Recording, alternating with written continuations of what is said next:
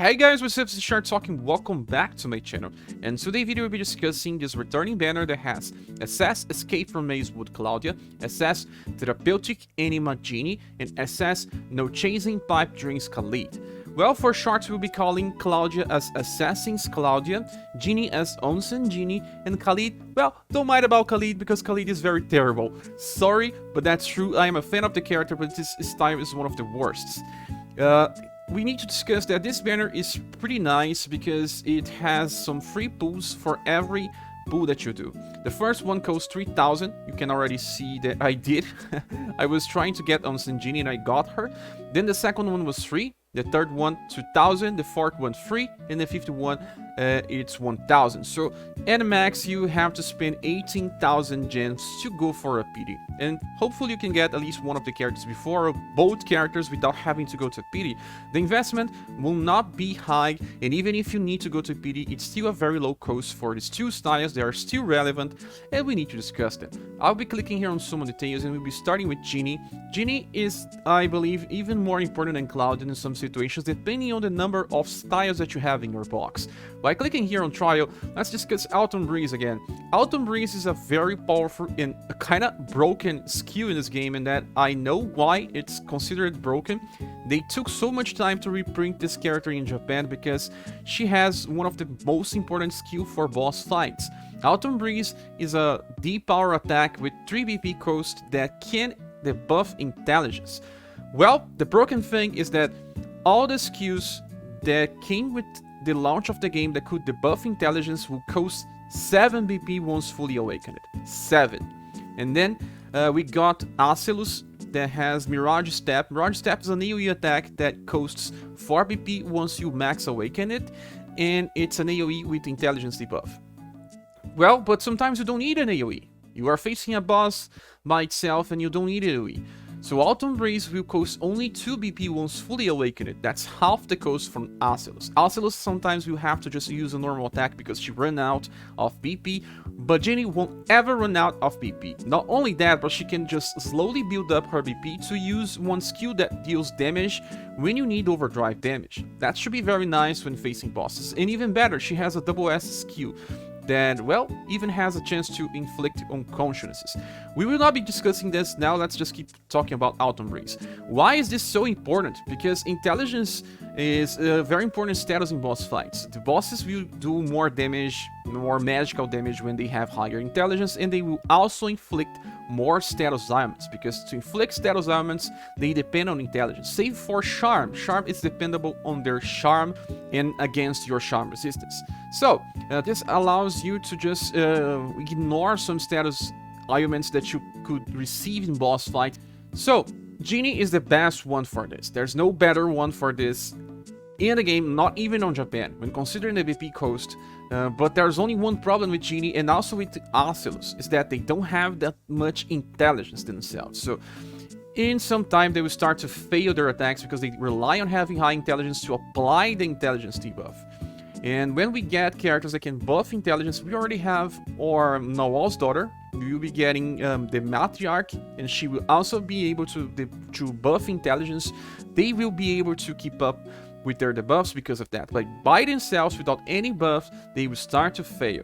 So we will have Stun Yunzin and some other spellcasters that can debuff intelligence. They have a 6 BP cost spell, and that should be mostly a guarantee to debuff intelligence, while Ginny and Onsen will just start to fail sometimes, okay? But it's still pretty powerful when you can apply, and if you have Nawal's daughter, you are pretty safe to use this character for a long while before it starts to miss. Now we have Twin Strike, and this attack here is the same one we have Award Sophia. It's just a nade damage, very powerful attack, but she's not exactly made for damage. She can still do some good damage here and there, but Twin Strike is, I believe, the last important skill on her kit, because when you want to overdrive damage, you will want to use Time and Tide. This attack here has a chance to insta-kill. This Ginny does not have the highest intelligence of all Ginnies available, but it may still be enough depending on the will of your target, because it's low chance, and it uses 8 PP. The good thing is that you can use this 2 times in a 3-turn cycle. You can open with this, and then on the second turn you will not be using any type of attack, but on the third one you can use this again. So it's very good for those that have fast strategies on turn 1 or turn 2, and then she can attack twice. And if you are needing off a blunt damage. So, besides all the skills, she has some passives that are very important. Besides debuffing intelligence with her first skill, she also has a chance to debuff intelligence with her passive. So maybe you can get a double intelligence debuff on turn 1. That is super amazing with the character, especially in some boss fights where the enemies start applying status effects on the first turn. Sadly, her second passive is pretty bad. Hard defense will just reduce the damage when she has full HP. She doesn't have any healing skills, so, well, it depends on your squad. Maybe if you're using Mirza with her, you can get her to full HP, but still, the reduce will be 20%. Then we have for the 4 with 15% increase in damage at all times. As you can see, only one passive for damage. Well, she doesn't have the highest STR. And now one thing that needs to be said about Ginny. While Onsen Ginny will be the best one for inflicting intelligence debuff if you only want this, you can also use this version of Ginny and transfer Autumn Breeze into the Platinum one. The reasons is this version of Ginny can debuff other 2 status, that being Agility and STR. You will have up to 25% chance of inflicting these debuffs, while you will still have higher chance to inflict intelligence. But if you happen to land, it will be very good, since those 3 status are the most important in boss fights. If the boss inflicts physical damage, it will most of the time be related to STR.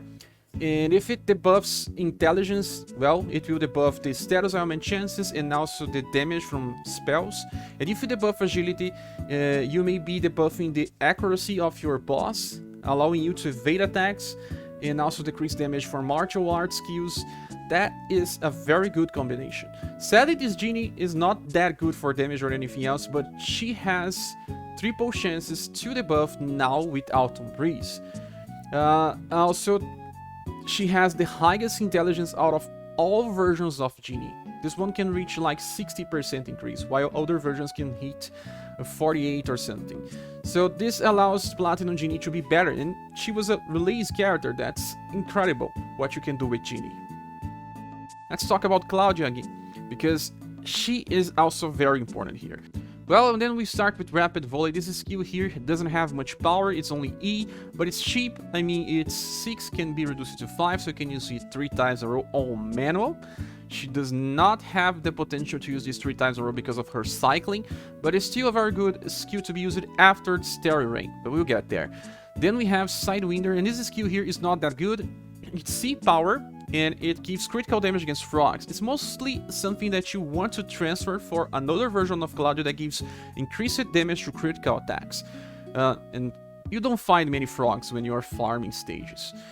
So the last one is Starry Rain, and this one is pretty amazing because it has a medium chance to inflict Paralyze. We don't have many Paralyze inflictors, and recently she didn't have anyone that could be as good as her on this.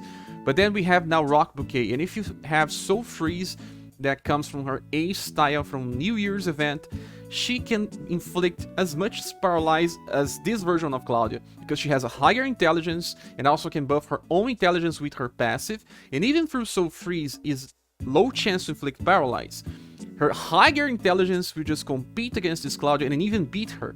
But after that Rock Bouquet, this is the best paralyzer that we had up to this point, and she'll still be good even if you have both. Maybe you can use both together to try to inflict Paralyze. Even more when you're running Hidden Dojo or, well, Robbing Cup, any type of content that you have to play weekly. So the good thing is that the power is also pretty high. It's B power with only 9 BP cost. So you can use this, and then after this skill you have to just not attack, and then on the third turn you can use Rapid Volley. I usually leave Starry Rain on 10 and Rapid Volley on 6 and Sidewinder on 7, so what you can do is just keep using Starry Rain and Rapid Volley. Well, turn 1, Starry Rain, Rapid Volley on turn 3, and then every 2 turns, Rapid Volley. And well, the first passive is Dex Well 2. This one busts her Dex on the start of a round, and this is incredible because she gets even more damage.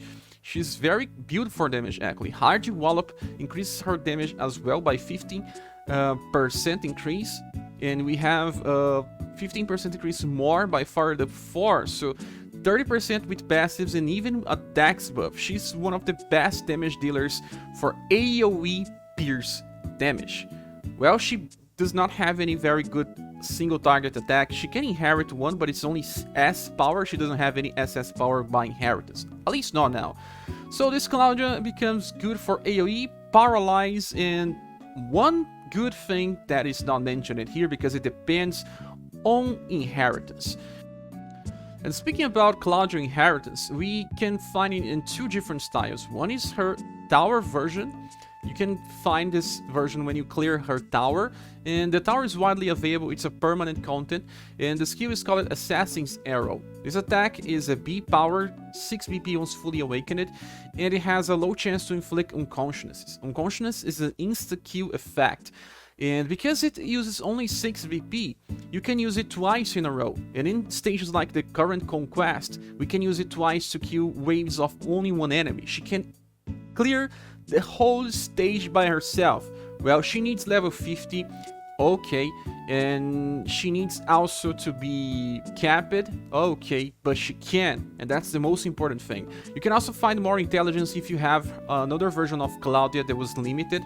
It was Onsen Claudia, an S style that's not available anymore. It's a limited one that you have a reprint in the future, but well, that one will give her a little more intelligence. And talking about her intelligence, as you can see, the multiplier is 84%. That's pretty huge for a bow user, one of the best ones for characters that are not mages. So because of such a high intelligence, she is the best insta-killer that is not a mage. She has some competitions with Rei, but Rei uses 8 BP to insta-kill. Some other characters like Death also has a very high BP cost with 10 or 11. And there is other characters like Summer Selma and Gianna. They also use 6 BP, but their intelligence are among 60%. So they cannot be comparable. Claudia is still the best insta-kill for 2 turns. If you can't just use on turn 1 and on turn 2, she will be the best. If you can use her alongside Rei, or alongside Yana, or alongside Summer Selma, they will work very well together in some stages with low numbers of enemies. So this is the reason why this Claudia becomes also a very good paralyzing inflictor. Higher intelligence means more chances to paralyze, and Starry Ring has medium chance. That makes all the difference. If you are using the Tiger Shark formation, you can place her in the back and she will get dexterity and intelligence on the same time. That's the best formation for this Claudia.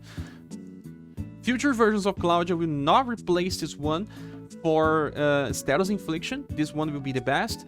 They will be better on damage or on special effects, but this Claudia is unique. I still highly suggest people to aim for her, especially on this banner. And the last one is Khalid, and this Khalid is not that good because he lacks something special or something unique. He starts with Brusque Slice, that just gives him more taunt, but we still don't know if this is working as intended on global. Then we have Mirage Blade. This skill is useless on him because his STR is just so low that the damage will be pretty poor.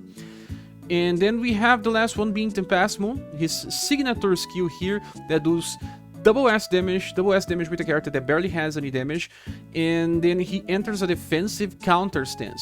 Defensive counter stance means that when he gets attacked, he will counter with Demi-Lune, but only that. He does not evade attacks, you know, so this is not that good. And Demi-Lune is a very weak attack, very weak attack. It's only slash plus lightning. As you can see, he receives the damage. Now for his passives, the first one has a 25% chance of healing when he attacks. The second one decreases incoming damage by 10%, only 10% on a tank. And the last one is self-improvement, giving him BP. Because he needs. He can only use Tempest Moon every 3 turns, and even if self-improvement triggers at least once. So what does he do on the other turns? Nothing. Just stand there with his high endurance and nothing else. And that's it. Even if this guy has high endurance, there is nothing else about him. His damage is low, his STR is low, his agility is low, and his will is also not that high. So he's a physical tank that can only use his signature skill every 3 turns, and even only when one of his passive triggers. So now we return to the banner image, and I already said that this is a very worth banner since we have 2 very important characters, 2 different strategies, and the cost is low, so even if you have to PD, you don't have to spend much. Only one last thing, if you already have the Atos that brings Mirage Step, you don't really need to summon for Onsen Ginny. Having 2 cheap intelligence buffers is not needed. It just makes things easier. And if you don't care about having 2, 1 will be enough for all cases. And if you need a second one, you can bring a mage debuffer like Stun Yunzin or Joe in it. If you don't have both characters, I strongly suggest you thinking about summoning here. And if you have one and you are missing the another, I only recommend spending if you have at least 40,000 gems, because you can still recover some gems on this month. There's a lot of free gems here, and that will still give you some value. Either Claudia or Ginny will add some strategies to your setups. Okay, so this is it. Thank you so much for watching this video. Please subscribe if you haven't. If you want to support the channel, we have here links on the description, as well as our Discord server. We see each other on the next one. Bye.